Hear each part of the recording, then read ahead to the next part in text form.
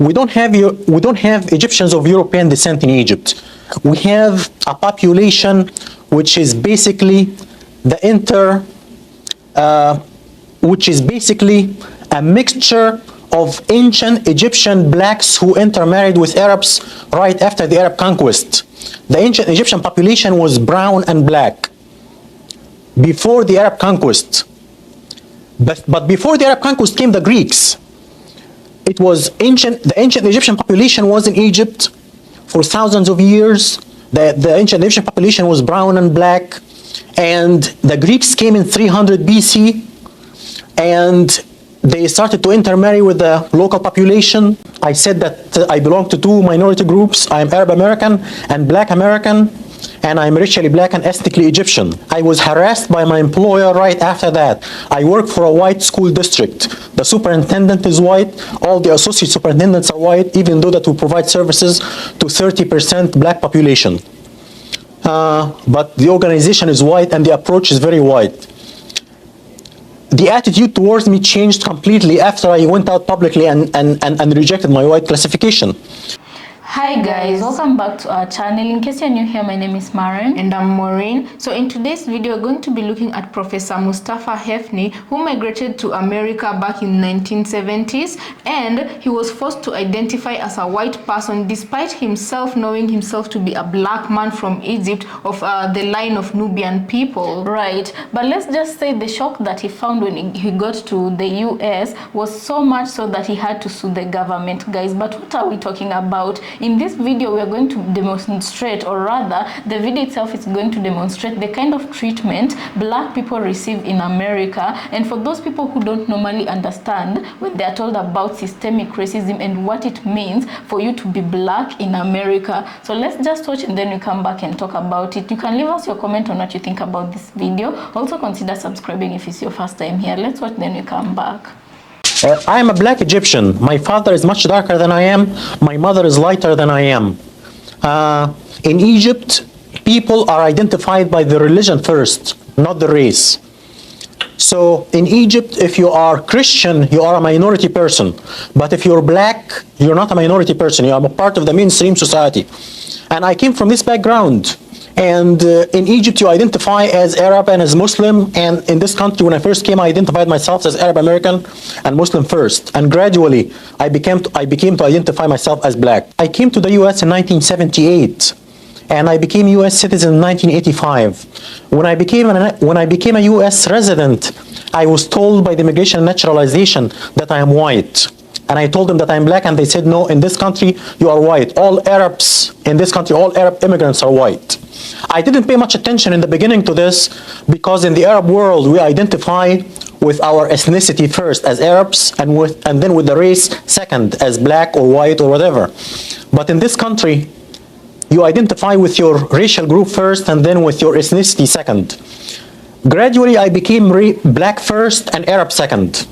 And I rejected my white classification publicly for the first time in 1987, in February, as a panelist in a function sponsored by the Association of the Study of Black Life and History in Detroit. I said that I belong to two minority groups. I am Arab American and Black American, and I'm racially black and ethnically Egyptian. I was harassed by my employer right after that. I work for a white school district. The superintendent is white. All the associate superintendents are white, even though that we provide services to 30% black population. But the organization is white and the approach is very white. The attitude towards me changed completely after I went out publicly and rejected my white classification. One coworker came to me and told me, a white coworker came to me and told me right after the function that he met with the superintendent, and if I don't keep my mouth shut, my educational career is over. He said, you have nothing to do with these people. You have a history and a culture. These people came from the jungle. You have nothing to do with them. These people lie and steal. When I see one of them in my neighborhood, I call the police. And I was told by the director of general education, who is retired now, in '88, I was told by him that I get people angry when I say that I'm black Egyptian. If I just say that I'm Egyptian, I would get along. I have to add that I was denied promotion twice because I chose black classification. This is part of my 2 lawsuits against my employer, which are currently pending. 2 lawsuits. Now, just for the education of our viewership, why don't you share with us a breakdown of Egypt as it is today, insofar as blacks or combinations thereof of European descent and what have you? We don't have Egyptians of European descent in Egypt. We have a population which is basically a mixture of ancient Egyptian blacks who intermarried with Arabs right after the Arab conquest. The ancient Egyptian population was brown and black before the Arab conquest. But before the Arab conquest came the Greeks. It was the ancient Egyptian population was in Egypt for thousands of years. The ancient Egyptian population was brown and black, and the Greeks came in 300 BC, and they started to intermarry with the local population, and then the Romans came and ruled from 70 BC until they were conquered by the Arabs and kicked out by the Arabs in the 7th century. And these people intermarried with the Egyptian Copts, and they made the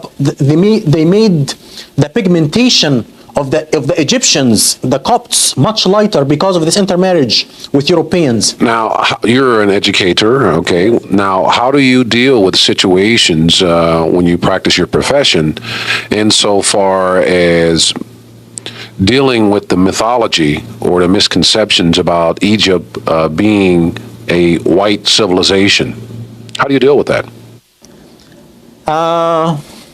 This is a big problem because Egypt, the ancient Egyptian civilization was a black civilization, and ancient Egyptians were black according to the Greek scholars and the Roman scholars. Ancient Egypt became white only in the 19th century and in the 20th century.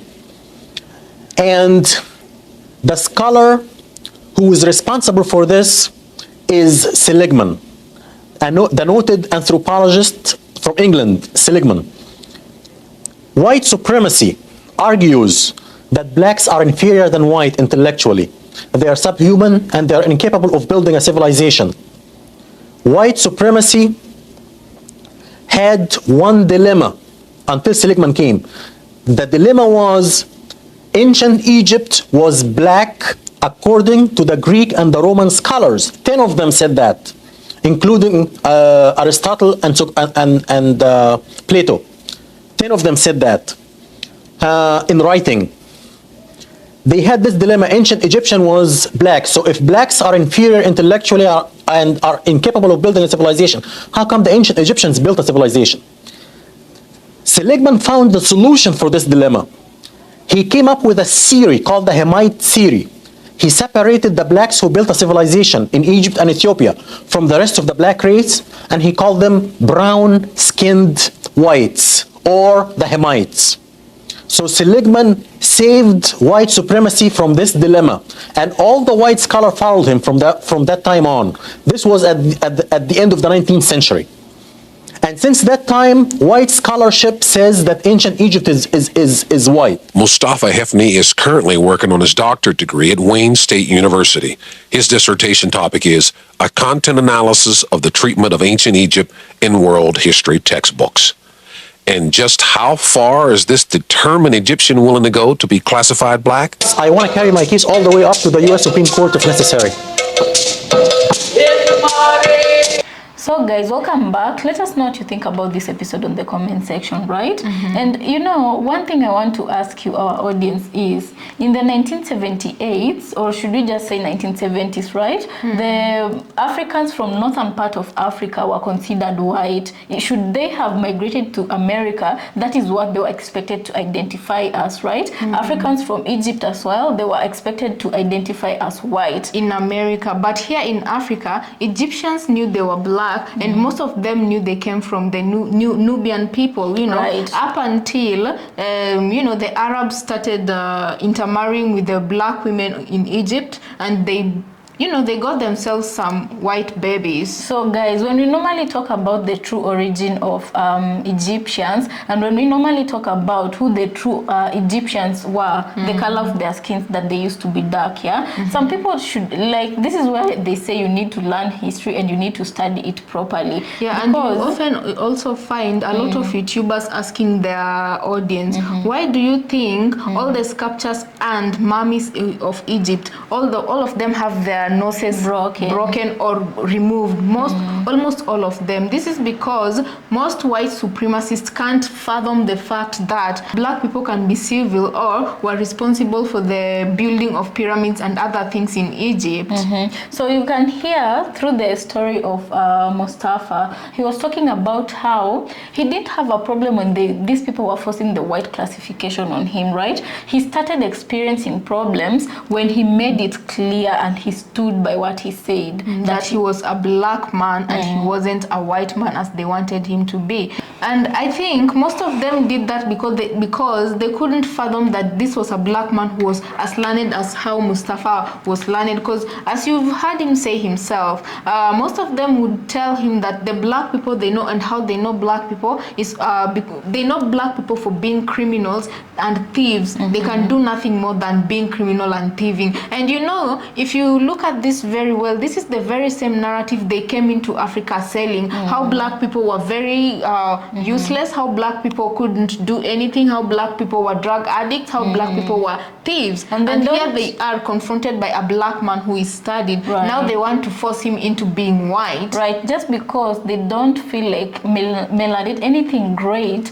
black excellence does not exist. It does not deserve to exist, you know. And then look at how they describe black people, okay? The white colleague, the palm-colored colleague who was talking about, he shouldn't be so proud. He should shut up about it because he's making a lot of people angry, and he shouldn't be proud to be associated with those people, right? Those people. Yeah, because according to him, he says, these people come from the jungle. So, like, we are not even civilized enough for us to come anywhere but from the jungle, and okay? it's the same supremacists, white supremacists, who termed the white people as having better IQ than the black people. And this is why I feel like, to me, they were so bothered that a black man could match and overdo their greatness. Because like, just tell me why, Maren, one single person like this can bring such a problem to a whole institution where his life is even threatened just for identifying as black. He hasn't unalived anybody. He hasn't done anything criminal, but